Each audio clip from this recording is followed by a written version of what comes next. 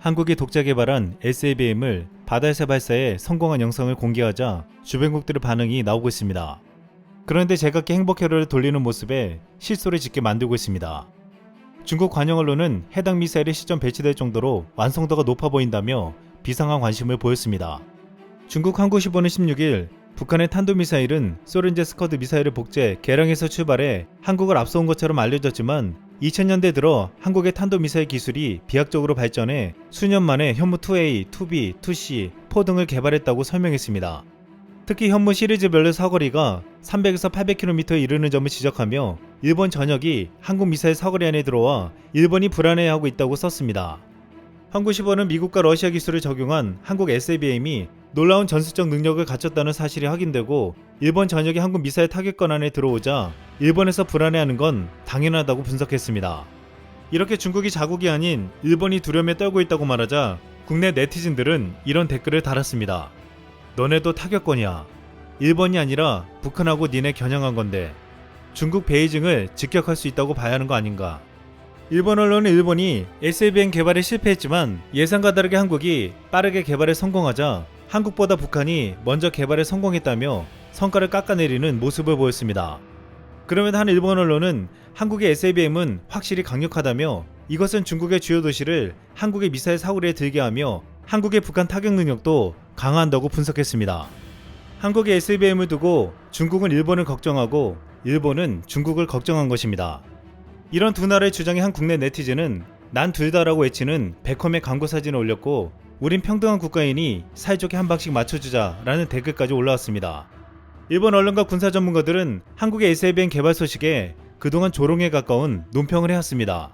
한국이 자체 개발에 절대 성공할 리가 없다는 말이었습니다. 일본 자위대는 자체 개발한 SABM 시험 발사에 수차례 실패했지만 한국은 성공했습니다. 일본은 앞으로 대안을 찾아야 한다는 지적까지 나오면서 사실상 독자적인 개발을 포기한 상태라는 분석도 나오고 있습니다. 그런데 16일 중국을 뒤집어 놓는 놀라운 소식이 전해졌습니다. 미국이 인도태평양에서 안보 증진을 목적으로 영국, 호주와 함께 외교안보 3자 협의체 오커스를 신설하며 호주의 핵추진 잠수함 확보에 동의하고 기술적 지원에 나선다는 보도였습니다. 스콧 모리슨 호주 총리는 당당히 16일 오커스하에서 원자력 잠수함 8척을 만들겠다고 공표했습니다. 중국 견제를 위해 미국은 63년 만에 핵 잠수함 기술을 호주에 전수해주기로 한 것입니다. 실제 미국이 다른 나라에 핵 추진 기술을 지원한 건 1958년 영국 사례가 유일한 것으로 알려져 있습니다. 지난해 김현정 당시 국가안보실 2차장이 방미해 핵연료 제공을 요청했을 때도 비확산 원칙을 앞세워 이를 거부했습니다. 그런데 미국이 이례적으로 호주에 대해서는 이를 허물어뜨린 것입니다. 뉴욕타임즈는 이 미국 당국이 이번에 예외적 조치라고 말하면서 다른 주요 동맹에는 같은 조처가 이루어지지 않을 것이라면서 한국까지 거론했습니다. 하지만 최근 미국 의회에서 중국을 견제하기 위해 한국에 허용하는 방향으로 여론이 만들어지고 있고 한 국내 전문가는 한국의 핵 잠수함 운영은 중국과 북한의 위협에 대응하는 차원에서 미국의 국익에 부합하는 부분이 있다며 한미 원자력 협정을 개정하지 않고서도 미국이 한국의 핵 잠수함 건조와 핵연료 확보를 암묵적으로 양해하거나 묵인할 수도 있을 것이라고 말했습니다.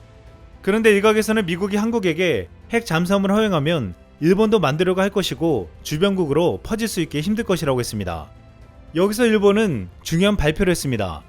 미국과 영국이 중국 견제 차원에서 호주의 핵 잠수함 보유를 지원키로 한 데에 대해 쿼드 회원국인 일본은 바로 자신들은 핵 잠수함 보유 계획이 없다는 입장을 내놓은 것입니다.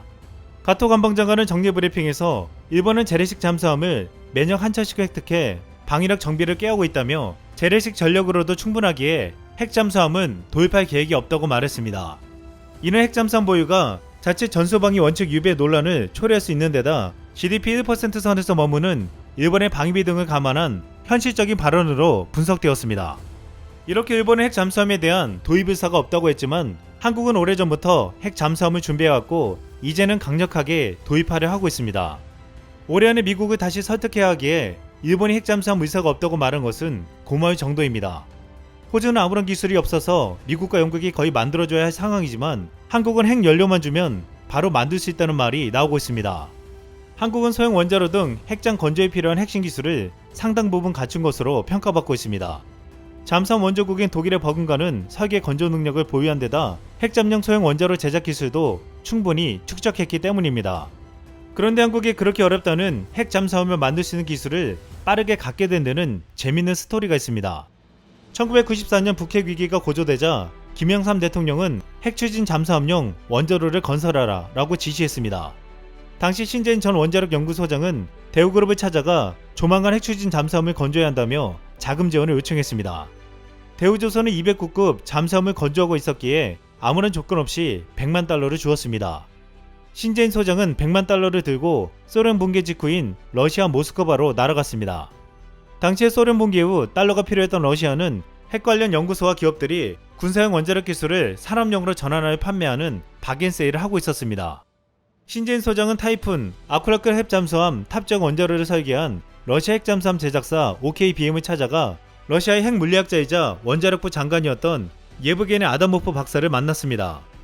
이후 6차례 접촉과 금액 조정 끝에 신재인 소장은 OKBM 측에 핵 잠수함 도면 제공, 디자인용 컴퓨터 코드 제공, 연구원 교육 등의 패키지를 구매했습니다. 특히 원자력 연구소가 돈을 주고 핵 잠수함 도면을 사왔기에 러시아가 향후 개발되는 원자로에 기술 소유권을 가질 수 없다는 내용도 추가되었습니다. 그런데 여기서 아다모프 박사는 충격적인 제안을 하기도 했습니다. 그는 신재인 소장을 별실로 불러서 500만 달러만 더 내면 핵폭탄 도면을 팔겠다고 말했습니다. 즉석에서 도면을 보여주며 유혹했지만 신 소장은 정치적 문제가 불거질 것을 염려해서 거절했다고 했습니다. 결국 이렇게 가지고 온 도면과 기술로 한국은 즉시 스마트 원자로 제작과 동시에 본격적으로 핵 추진 잠수함용 원자로 제작을 시작했습니다.